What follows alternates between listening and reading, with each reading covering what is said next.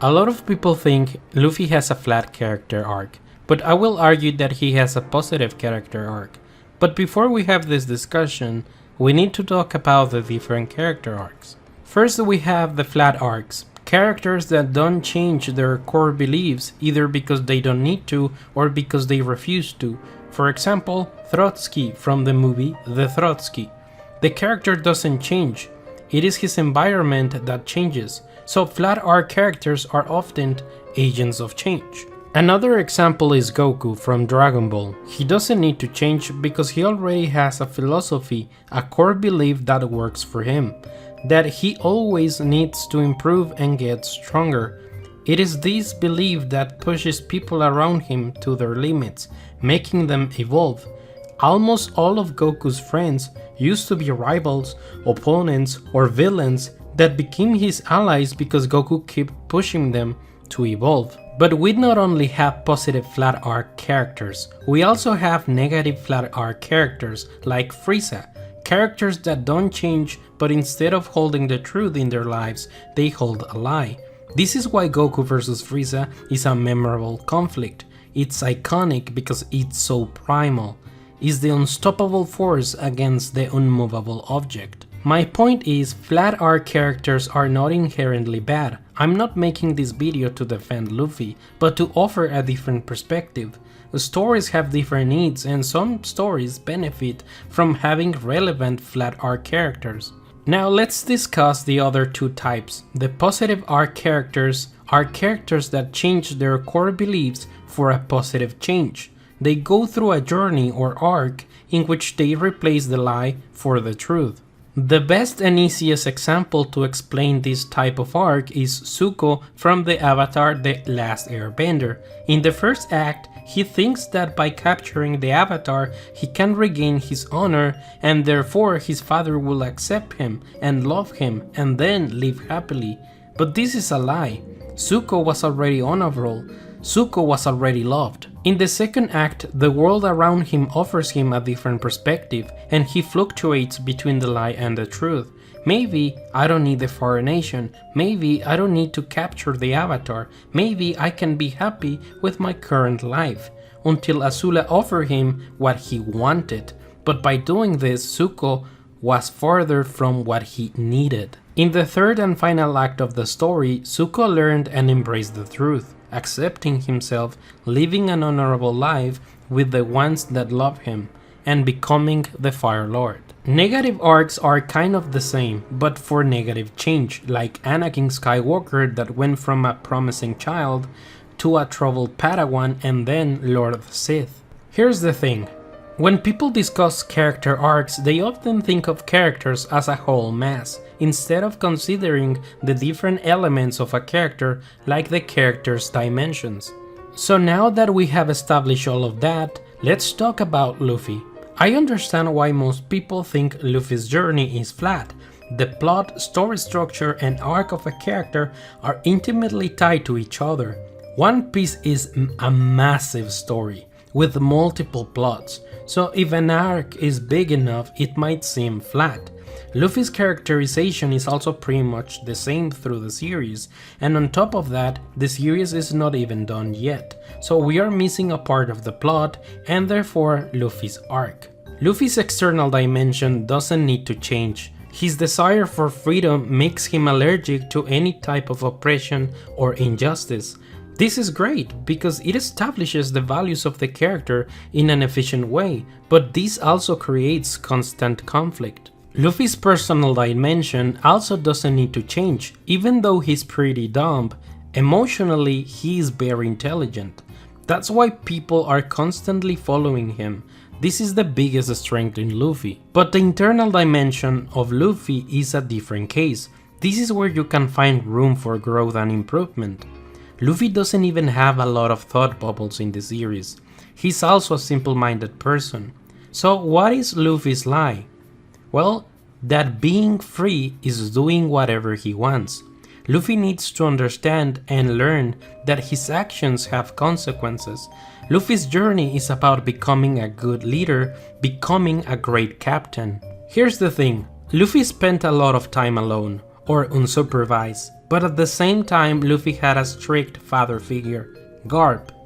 That's why the idea of being a pirate or the Pirate King is so appealing to him. Now, let's check the connections between the One Piece plot and Luffy's character arc to make sense of all of this. In the East Blue Saga, the core crew is introduced, characters that are integral to the narrative discourse, and Luffy's character. Zoro keeps Luffy focused as a constant reminder that in order to achieve dreams, one needs to take things seriously. Sanji, on the other hand, is a reminder of treating people with kindness. Doesn't matter how important your dream is, people around you are still important. These two characters balance Luffy. Nami and Usopp work as foils to Luffy.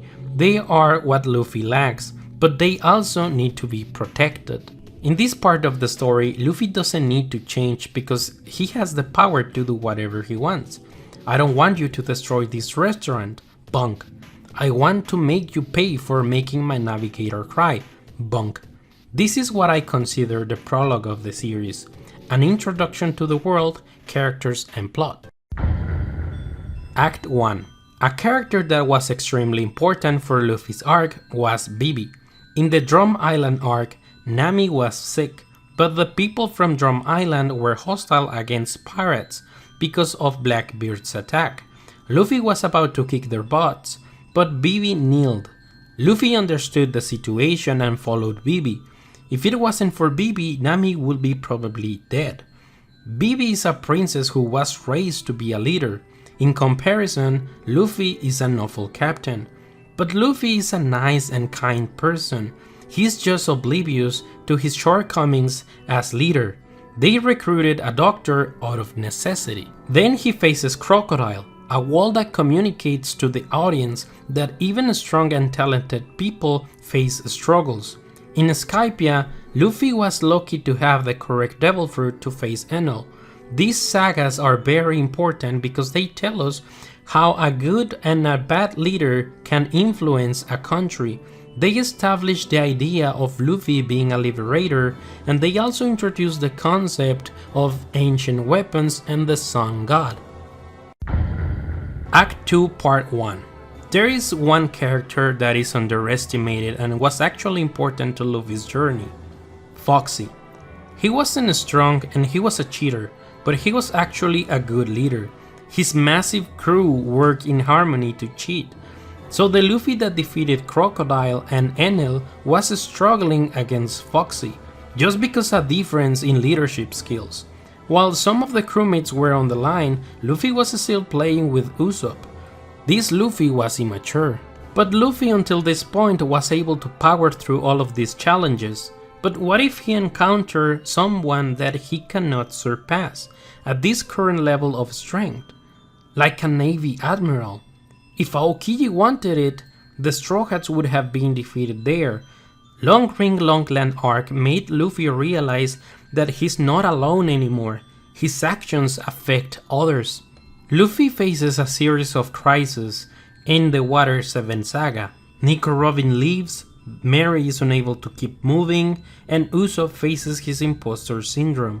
You can connect all of these issues to Luffy's shortcomings as a leader. Luffy wasn't strong enough, so Nico Robin left to protect them, and Usopp and Mary were dealing with the consequences of Luffy not hiring a shipwright beforehand. The Enies Lobby arc is all about leadership and how a bad leadership can make a strong institution fall. Enies Lobby wasn't destroyed because of Luffy, but because of Spandam's incompetence. At the end of this arc, we say goodbye to the Mary. This scene is especially emotional when you pay attention to Luffy's words. We hear Luffy being vulnerable. He asked the Going Merry for forgiveness, but he's also forgiving himself for his shortcomings, for not stopping Zoro and Sanji's fights, for being too tough on the ship, and for not hiring a shipwright. Ships in One Piece are the embodiments of the captain's personality and dreams. Luffy is fluctuating between the lie and the truth, and stepping forward in his arc. That's why we get the Thousand Sunny, the ship of dreams that can sail in any sea. Thriller Bark and Gecko Moria work as a cautionary tale about what is going to happen if Luffy doesn't embrace the truth and evolves. And that's exactly what happens in Shabondi. Luffy punches a Tenryubito, and well-deserved punch in the face. However, actions have consequences and the Straw Hats are defeated. The midpoint. Luffy's actions have consequences, but other people's actions also have consequences on Luffy. Luffy's always doing the impossible come true. He went to Amazon Lily despite being a man, he broke in Impel Down, survived Mastodon's poison, broke out of Impel Down, broke into Marineford, and managed to free Ace. However, no one is exempt of the consequences of their actions. Ace had his own journey, a journey full of his own actions and choices, and he paid the price. Luffy lost his brother, and with that, the consequences never felt more real. After all this, Luffy needed to make a choice. Gather his crew and continue sailing just to become another Gecko Moria or a crocodile if you're lucky, or stop sailing and prepare to what is next. We have a time skip. Luffy prepares for the new world and he gets Haki, the representation of determination. Act 2, Part 2. In the new world we have a few fights that are not about Luffy's strength, but about his ability to lead and inspire others. He was unable to defeat Doflamingo without the help of the citizens of Dressrosa. He was unable to beat Cracker by himself, he needed Nami's help to do that. And Kaido was not different. At the beginning of Wano, he goes to his old habits and faces Kaido and is defeated with ease. Kaido is the strongest creature, the embodiment of Luffy's old philosophy. Kaido can do whatever he wants because of his strength, and the whole fight of Onigashima was about which philosophy is better. In one hand you have the samurais, ninjas and minks that are loyal and determined for their cause, and Luffy is the clear face and flag of the rebellion. And in the other hand you have the Yonko Alliance, Big Mom and Kaido, with not a clear face, and they were constantly fighting each other, and on top of that, the Beast Pirates were an anarchy that rewarded strength. They backstabbed each other on a daily basis.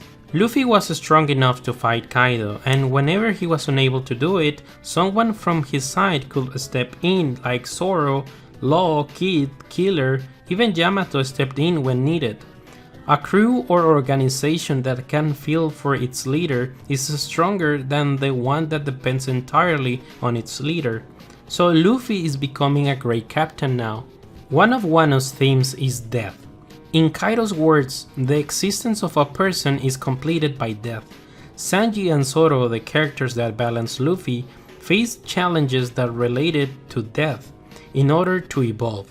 Sanji in a more symbolical way, the death of his nature and self, and Zoro through his journey is constantly facing death. So in order to evolve, Luffy had to die, a sort of baptism. So in Wano, the country based in Japan, the country of the rising sun, Luffy died and rise as a new person, as Joy Boy, the hope of the enslaved and oppressed, as the sun god Nika, the ray of hope in One Piece dark world. Year 5 is the embodiment of Luffy's enlightenment. The ability to free his imagination was given to him once he was responsible enough to use it, once he became the leader and face of the new dawn. One Piece's first arc and even the prototype of One Piece were named Romance Dawn. The author has always played with the idea of a dawn, sun and moon. I cannot continue this analysis because Luffy's character arc and the One Piece plot is yet to be concluded in the final saga, but the dawn is near. But just before the dawn, we have the darkest hour, and in the end of an era, there will be darkness and tremors, and a war that will swallow the world.